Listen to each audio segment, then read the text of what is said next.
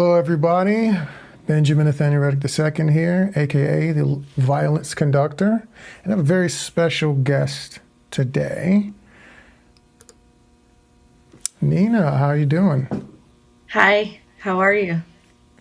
Doing all right, doing all right. Thank you so much for joining me today. Go ahead and introduce yourself to the lovely people at home.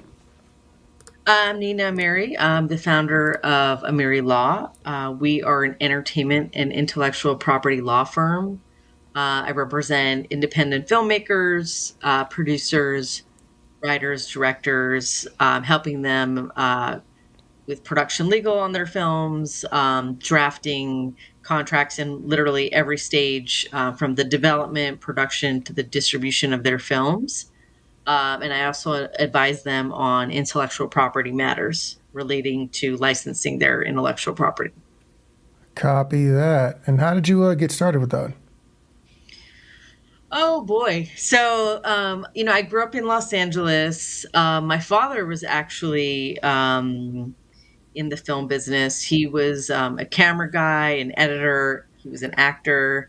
And so it was kind of in my blood. And, growing up in Hollywood, Los Angeles, you're pretty much surrounded by creative people 24 hours a day. I myself have never had um, the desire to be in front of a camera, but I really I enjoyed artists and creative people, and I wanted to be part of this business. So I started to kind of look into, well, what can I do with my skill set? And my talent is more in writing and negotiating and business skills rather than creative skills. So I discovered that there's something called entertainment law. And while I was a student at UCLA, I started looking at law schools that had entertainment law programs. And I decided to go to Pepperdine Law, which is in Malibu. While I was there, I was the president of the Sports Entertainment Law Society.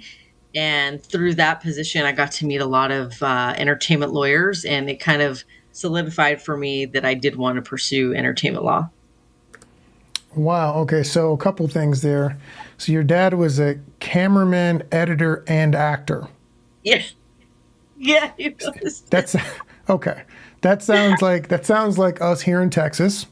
Yeah. We've been told that you can only be one thing, so don't mix them up. But for most Texas filmmakers that I know, you have to do a number of different things to get by. So that I didn't expect to hear that coming from you guys who are so fancy on the West Coast. Just gonna Well, be honest. to be honest, I don't think it's that different in LA or New York. I have many clients. I mean, probably the majority of them are what I call hyphenates. So maybe they write and direct, maybe they act and produce, they edit Yeah.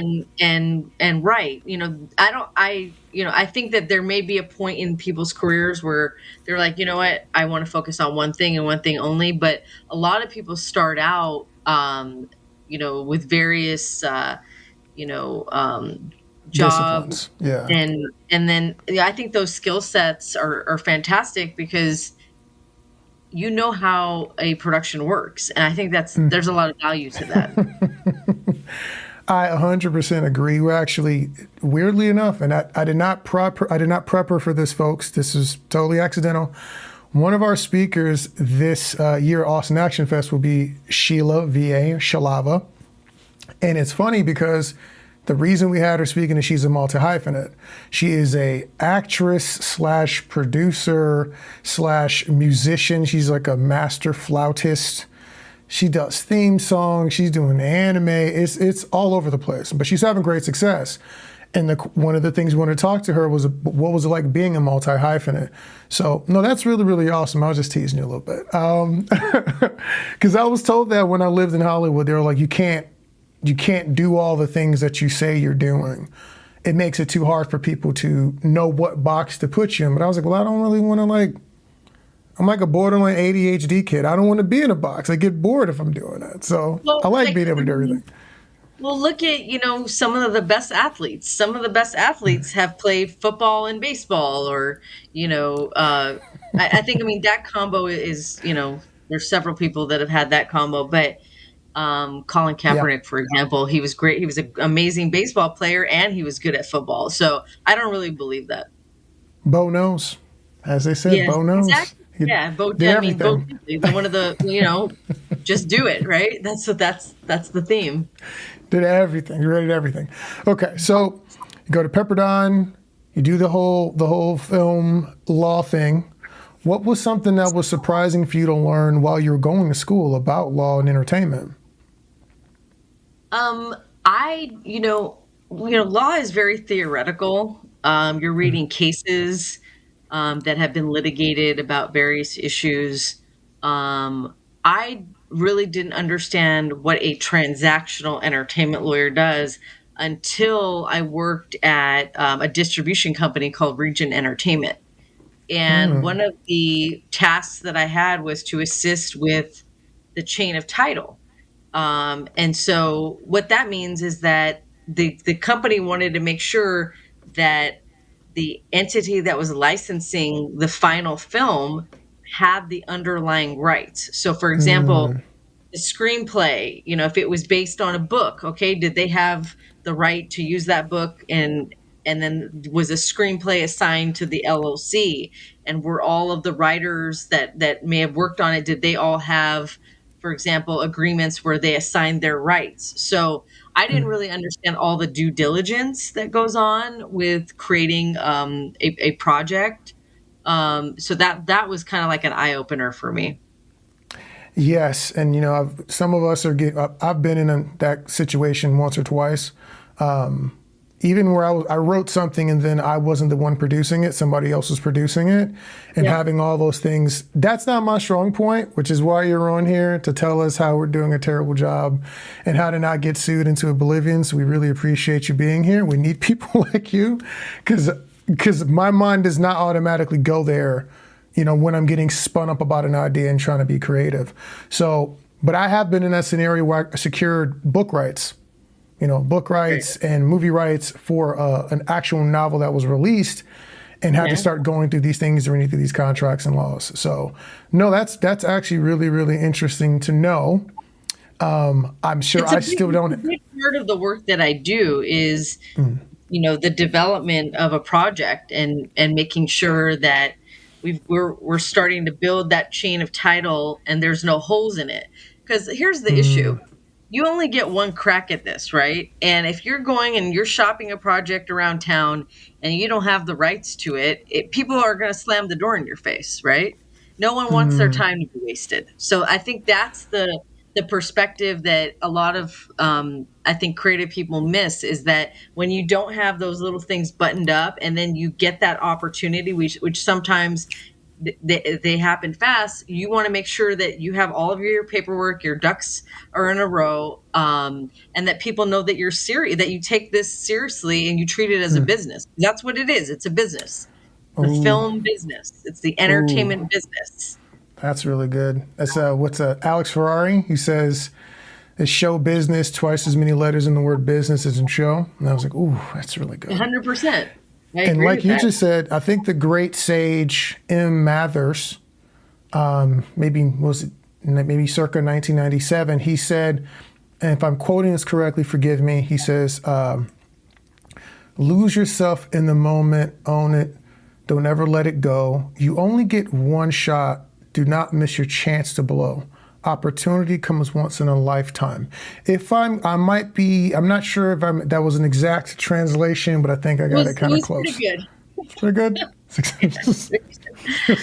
I was like, wait, I know that. I was like, I've heard that before. I know that one. You remember when I told you this is not going to be that serious? This is I this is love what I that. meant. No, but Listen, we're what you said, having fun, and hopefully we're all gonna, learn something. That's all you can do. yeah.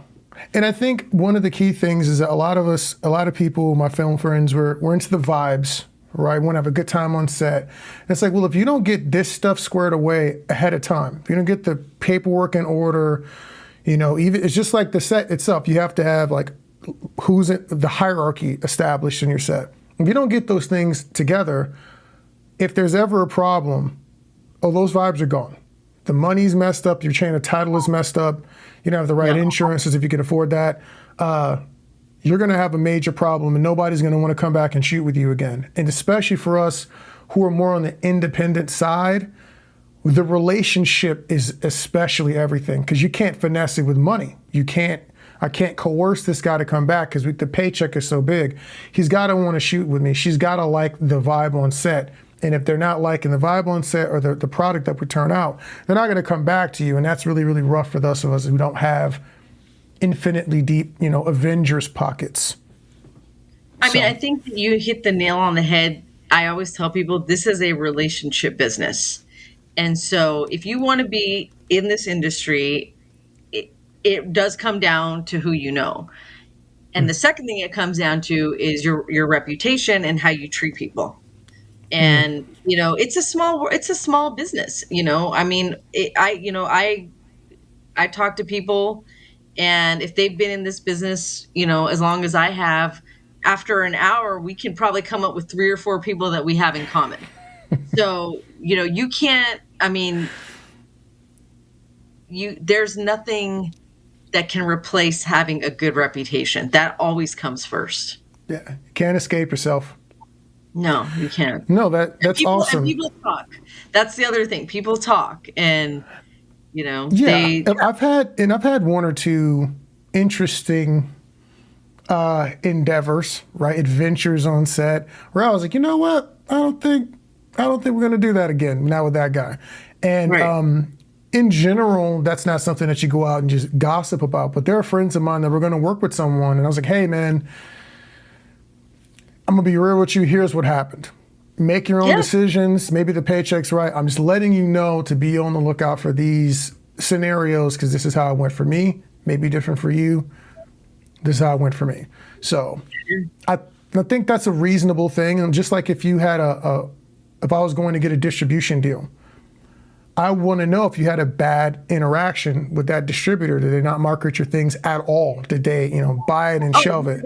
And that's one of the areas where I always coach people. Ask for referrals. Ask the distributor, like, hey, can you give me 3 names of people you've worked with with a similar genre of film in the last year? And if they're reluctant, that's often, to me, a sign that maybe they don't really do what they claim that they're going to do. Okay. So what are some things, I don't want you to give away all the goods, right? They got to come to the Austin Action Fest to get those. July Right. 14, 15, 16. So what are some things that you've seen us filmmakers, and our show is typically targeted more towards, sub 3 million more independently styled films. Yeah. What are some things you're seeing us? Those are my clients. So Perfect. that's who I work with. Perfect. Yeah. So what are some things you're seeing us out here that we're doing incorrectly that we could be doing to protect ourselves better? Okay. Well, I think the number one thing is in the early stages of a project, when you're developing, I think that there's a lot of folks that do handshake deals, email deals, and I have seen quite a few where things just went sideways really fast. And it's because there wasn't a clear outlining of, okay, these are the things that I'm responsible for. If I bring the financing, if I bring talent, then I'm attached as a producer. There's always got to be a condition precedent to coming on to a project. And that's precedent. Yeah, and it's basically, a trigger. You don't just wake up and say, okay, give me a producer deal. I'm a producer now. I woke up this morning and I combed my hair. Now I'm a producer. No, you got to bring something to the table. So is it financing? Is it distribution? Is it talent? There has to be that trigger point, which is why I like to use, collaboration or attachment agreements that have a limited term and that basically outline, what is going to be the thing that gets you to the next step. The easiest way for me to describe it is you want to date people first and not jump to being married to them. Okay. Jump to having the baby. I've heard having a film as being That's having even a worse. Don't child. even, yeah, like, I mean, that does happen, it is like having a child. I have two, and it's a labor of it takes years, it's expensive. There's a lot of tantrums in the middle of it, you know, sleepless nights, dirty diapers, the whole thing. Yes. Well, I haven't experienced any dirty diapers on set, but I mean, I believe you. I'm going to believe that that's a thing. And but I understand what you're saying. I get what you're saying there. Okay, cool. So that makes a ton of sense. What is something else? Is there anything else that we're doing that you think just briefly that you actually? I'm sorry. What's the worst that you've ever seen a deal go immediately off the rails? Like, what's the most? Give me a horror story. I think the worst ones are where unfortunately there's a someone in a position of power on a film that is abusing that power and harassing members of the crew using, their power to kind of intimidate them. What it could be, somebody who's just a bully. It could be somebody that, is sexually harassing people. But we've had that unfortunately happen, several times. And, we're in the middle of production. It's not like you could just, Yeah. oh, well, let's just replace the director. You've got these people for 2 or 3 weeks. And so, you've got to come in and you've got to have really tough conversations. And then you kind of have to clean up the mess after the fact. And obviously I can't tell you Okay. which projects, those happened in, but it is something that happens, and it's really unfortunate. I mean, the most interesting ones I've seen is I've had two different directors hold footage hostage. Oh yeah, that's another one. Yeah. One was there was like a couple that were working, director, actress, or something like that. It wasn't my project because we probably would have fought, but that's a whole other story. But there's a guy, and him and the actress broke up or something after shooting or during the shoot, and so he just held the footage so that the producer just didn't get her footage back. And I was like, wow. One, that's just crazy petty to do that. I'm like, man, there's a bunch of people involved. Even if you don't like one of them, what about everybody else? You know what I mean? But Right. when the emotions are high and your relationships are involved or harassment is involved, people do really weird things. So you're correct. I do see that there's a lot of things that we could do on the front end to maybe alleviate that. And even getting rid of the director, sometimes your actors are attached because of a particular director That's or someone is exactly right. involved. Yeah, this guy was, somebody that he was able to bring in some of the actors, and they were loyal. They were loyal to him, and because of that, he abused his power. Got it.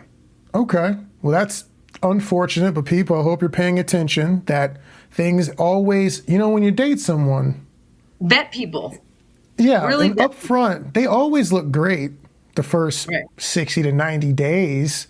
But when you get into the shoot, that's when you start to really see people's true color. It's one of the reasons I really enjoy like 48-hour film festivals. I don't do them all the time, but my favorite time, like 24-hour and 48-hour film festivals, is that first, like the first night you get your prompt or whatever, like 7 or 8 o'clock at night, and people try to stay up and work straight through and just get it done real fast.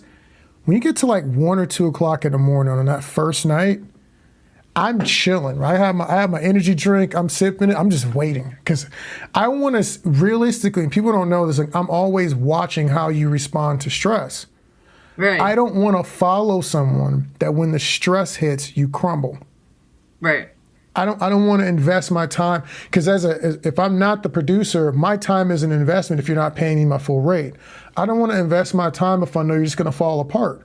And so I love sitting back and just watching to see how you react to that stress and that pressure. But unfortunately, it's kind of hard to be able to tell that before we shoot, which is why asking for referrals, like you said, is very, very important. But Plus I think people, that we are in an industry now where we are now. I think a lot of this stuff happened prior to Me Too, prior to some of the social movements that we've had where now people are like more free to talk about things. Yeah. And I think that I hope at least that they're making better decisions, about who they bring into a project. I Yeah, hope so. But yeah. also, I think one of the things that's happening, and you can maybe get into this if I'm right or if I'm wrong, people are more oriented towards doing their own projects now because, like, I have a Sure. GH5S up here. I'm running it through my own Mix 8, and I got a Audio Technica 2050, right? I got a lavalier mic as a backup. So I have a bunch of gear, and I'm just a regular old, independent filmmaker. I can go out and shoot. I've shot political stuff with this. I've shot live action stuff with this. We've done live streaming. We've done all these different things with this gear because it's so powerful now. And back Right. in the day, you could gatekeep much more stringently because an average person couldn't have done that back in the day. They wouldn't. You wouldn't have access to this much gear, so not as inexpensively. And then the film would have cost so much. So I think that now, where people might have had that fear of going off on their own or turning down that role or turning down this deal because you're not going to get your chance, I'm hoping that they're starting to see that, like, man, you can make your own chance. You don't have to wait. Like, Oh, absolutely. Yeah, I mean, I think a lot of my clients, have even started out, as actors and worked and worked and worked and had some success, but they never really got to play the roles that they wanted to. And so they decided, okay, fine, I'm going to produce my own film and I'm really going to highlight my talent and show people what I'm capable of. I think that that's the best part of being in this business is we can work outside of those structures, and we can make great content and people can make a living and make work that they're really actually passionate about.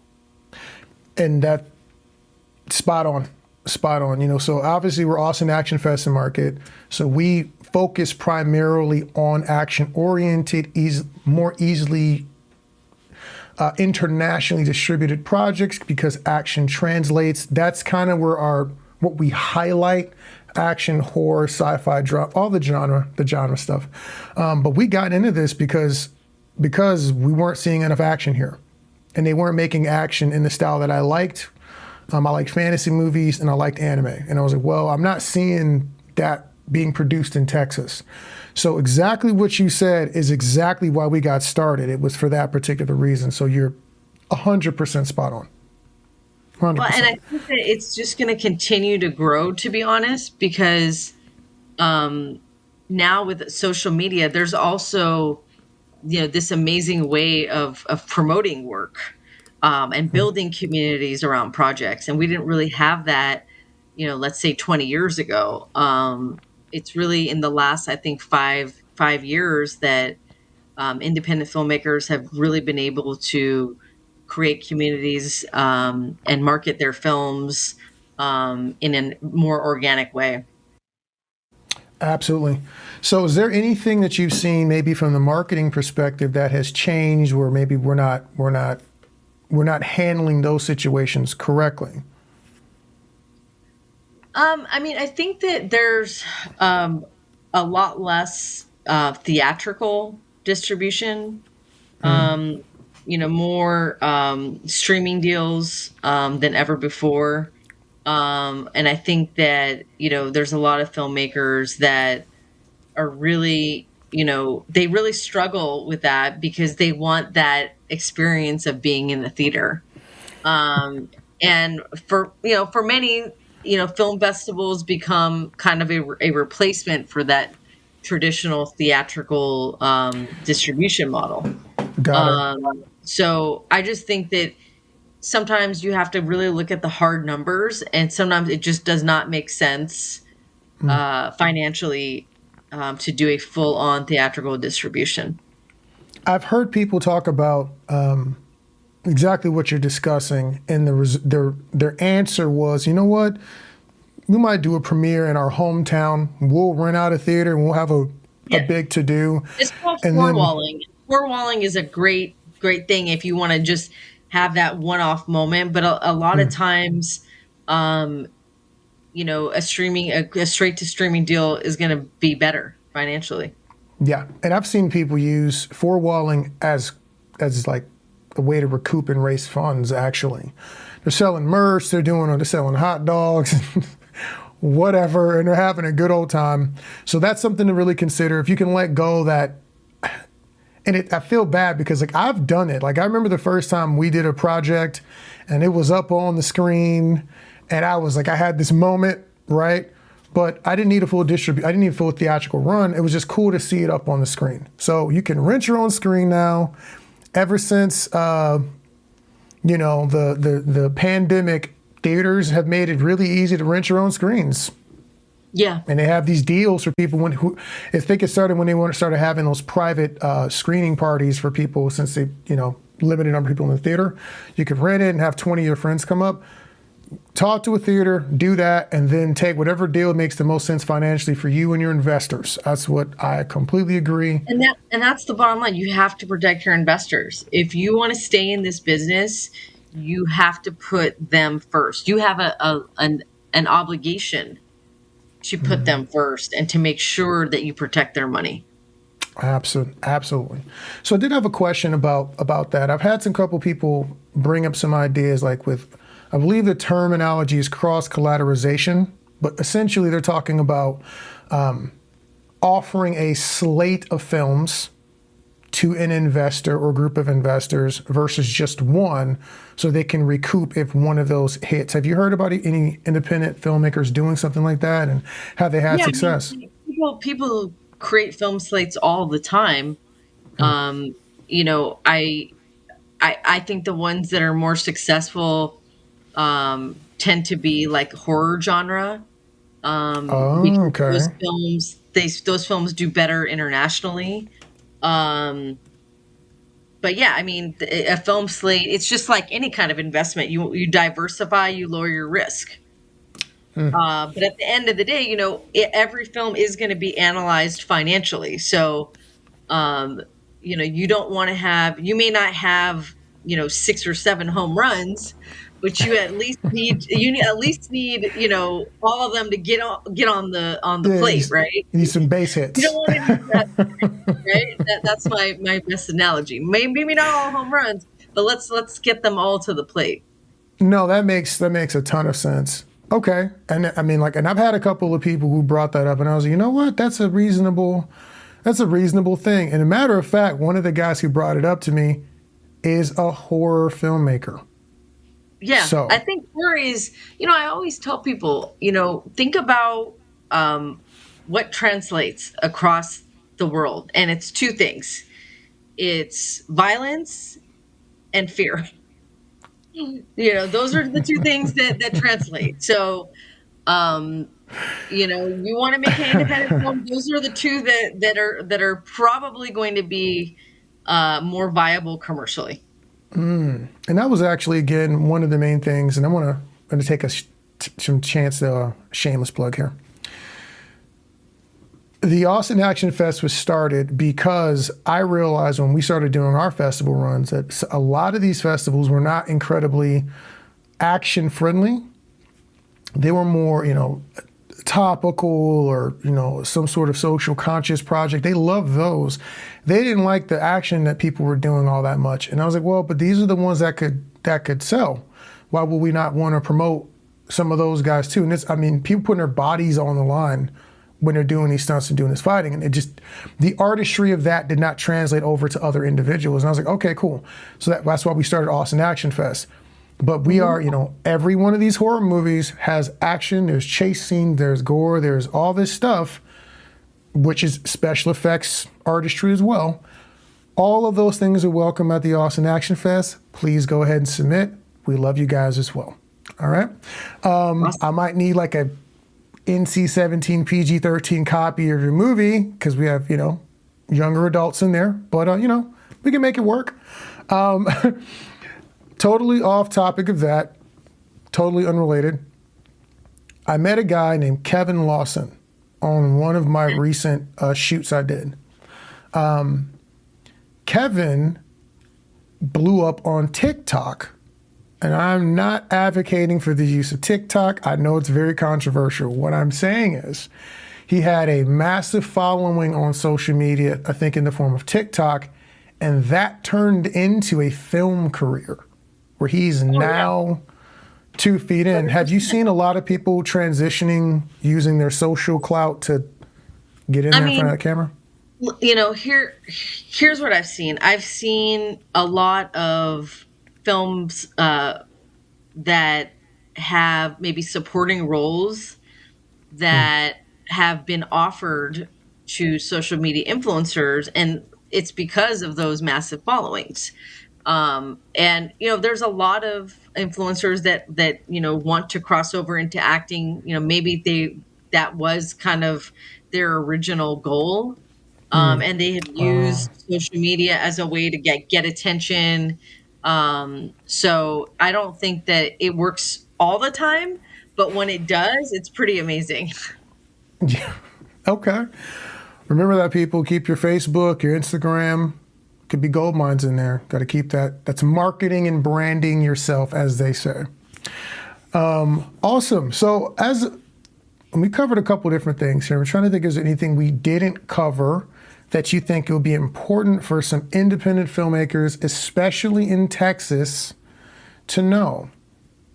Well, I think one thing that you should know is they're getting closer to having a tax incentive in Texas for productions.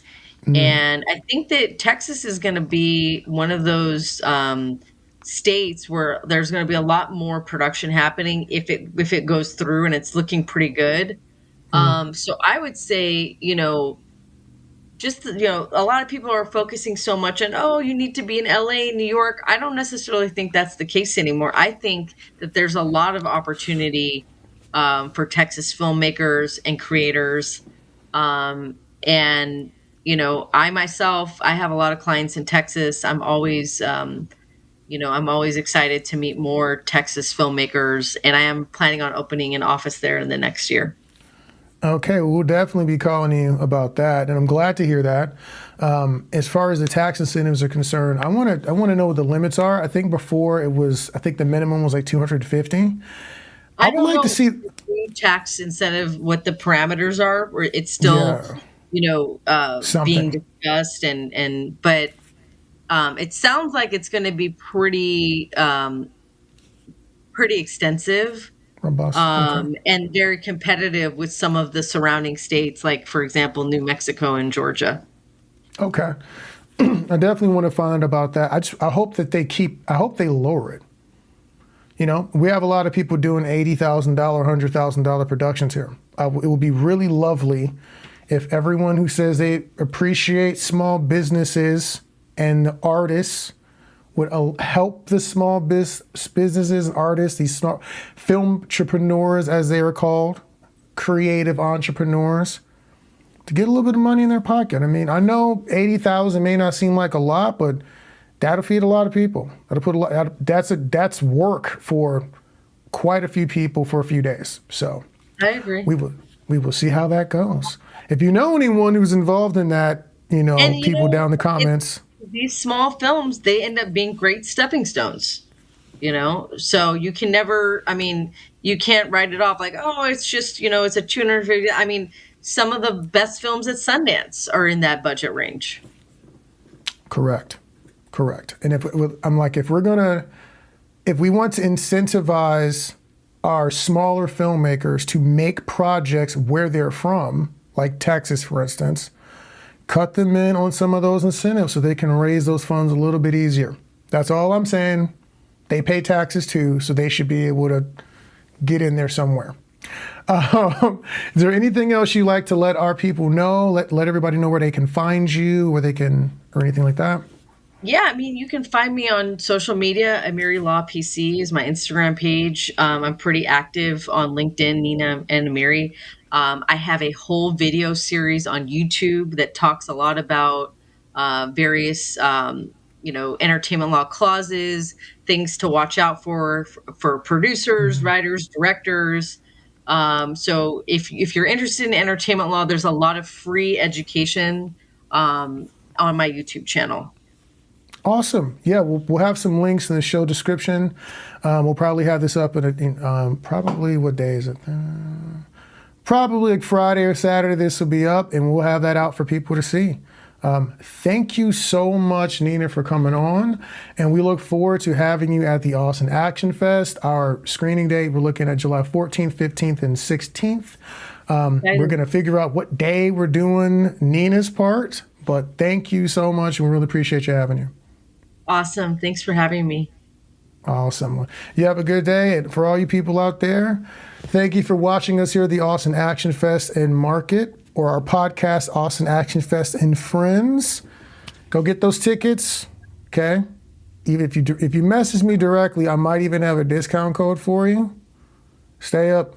Keep fighting.